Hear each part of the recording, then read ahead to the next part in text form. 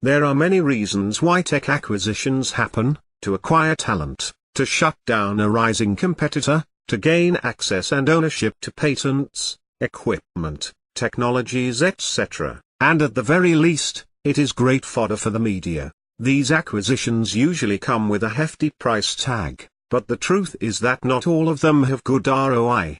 Despite the mind-boggling sum of $19 billion, Facebook buying WhatsApp may not exactly be the biggest acquisition in known history. In today's post, we're counting down the biggest billion-dollar acquisitions that has happened in recent years. Just for fun, we're throwing in what else you could buy for the same price tag, just to put things into perspective.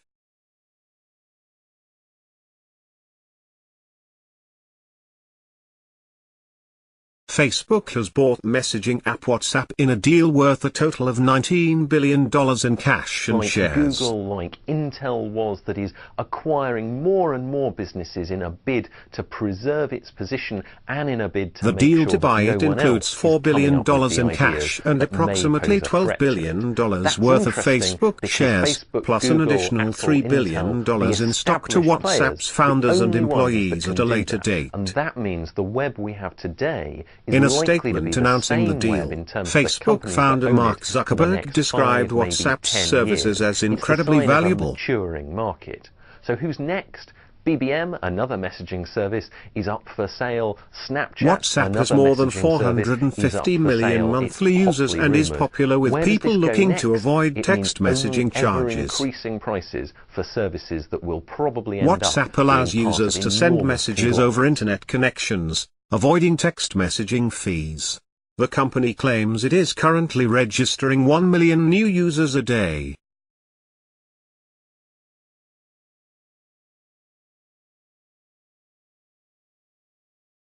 Before Facebook made the deal of the decade though, Google held that crown with an acquisition of Motorola Mobility in 2011, finalized in 2012, for $12.5 billion.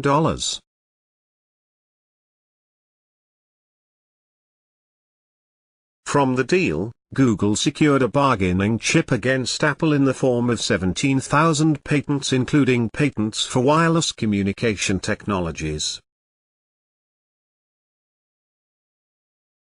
Earlier in mid-2011, Google had also acquired 1,000 IBM patents mostly related to hardware but lost out on 6,000 patents in telecommunication and networking patents from Nortel.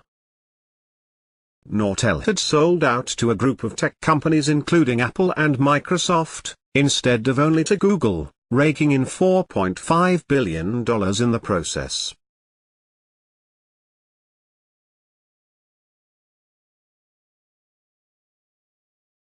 After having bought Compaq for $17.6 billion in 2002, HP was on course to make another $10 billion sale with Autonomy, an enterprise software company, in 2011. Later, near the end of 2012, HP admitted that they had overpaid for the company, citing the reason being Autonomy had been cooking their books, which they denied. A write-down of $8.8 billion was reported, $5 billion of which they said was caused by the accounting discrepancies. HP executives reportedly knew about the British software maker's inappropriate accounting activities yet did not inform the board, allowing the deal to slip through.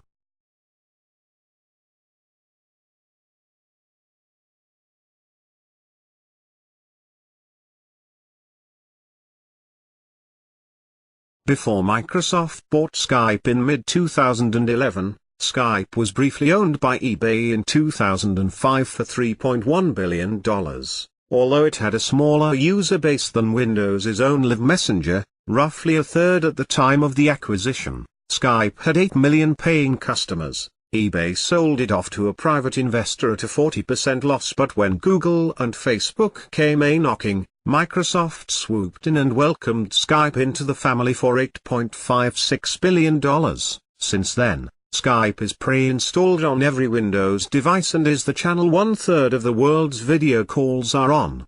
It also brought in close to $800 million in 2012, which hardly contributed to Microsoft's overall earnings. But it is still a lot better than Microsoft's acquisition of online advertising company, Aquantive, in a 2007 $6.3 billion deal. Let's just say online advertising is still out of Microsoft's grasp.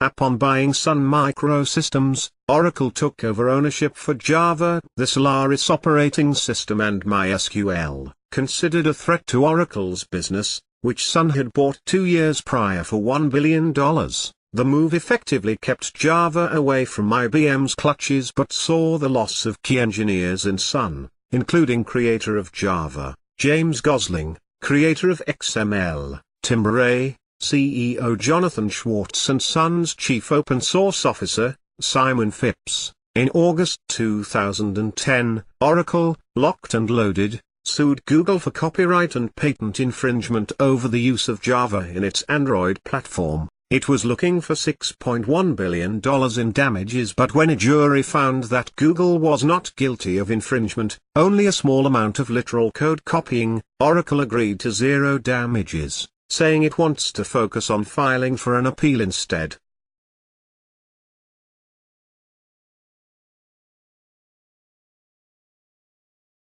Once the #1 cell phone manufacturer in the world, Nokia sold its mobile phone unit to Microsoft for more than $7 billion in mid-2013. Also included are Nokia's patent portfolio, mapping services, around 32,000 employees, and a chance for Microsoft to break into the mobile device and services market via the Lumia and Asha brands. Conspiracy theorists quickly noted the involvement of Stephen Elop in the decision to merge Nokia's hardware and distribution channels with Microsoft's Windows Phone platform. Previously an executive of Microsoft, Elop was CEO at Nokia during the acquisition and will become the head of Microsoft's devices team upon completion of the deal. Another theory was that Nokia was at the verge of dumping Windows Phone and Microsoft had no other choice but to buy the one last vessel that carry Windows Phone.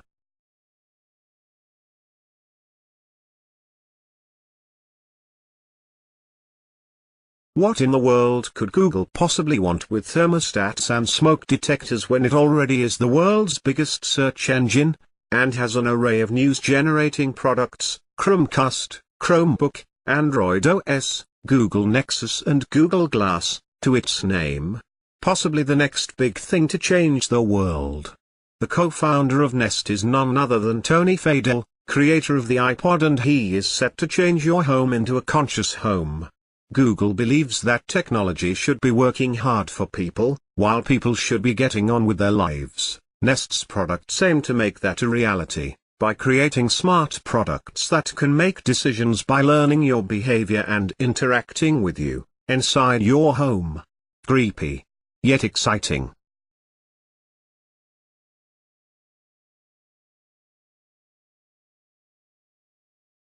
Quest Software is a leader in enterprise software solutions comprising of database management, data protection, Windows Server management, as well as identity and access management. In light of the decline in hardware and personal computer sales, Dell outbid rivals with a $2.4 billion offer to acquire Quest. It hopes to push its software business sales to up to $1.2 billion per annum with the help of Quest, which has 3,850 employees and 60 offices in 23 countries. Dell is also reported to have made 19 acquisitions in the past 4 years, including for a storage protection solution company, Credant Technologies, undisclosed, and a network and data security provider, SonicWall, for $1.2 billion.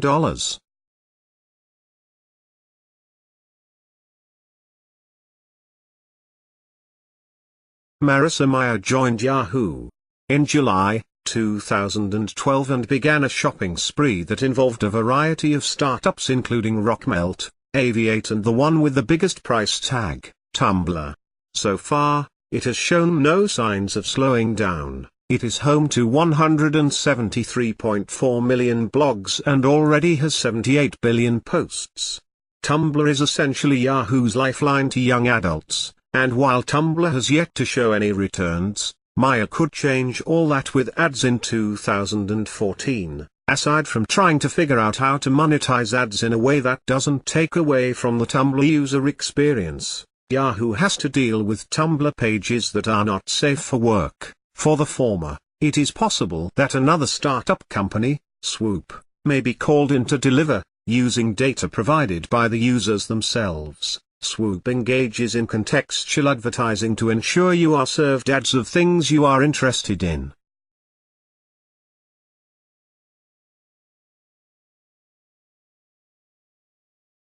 After all that, Facebook buying Instagram, a photo-sharing app for $1 billion, sounds like child's play. Perspective, right? In any case, Facebook has been buying startups left, right and center mostly to acquire new talent, and like how Google does it, a lot of these acquired startups are bought then shut down. Snapchat knew what was coming. One of the exceptions, however, was Instagram.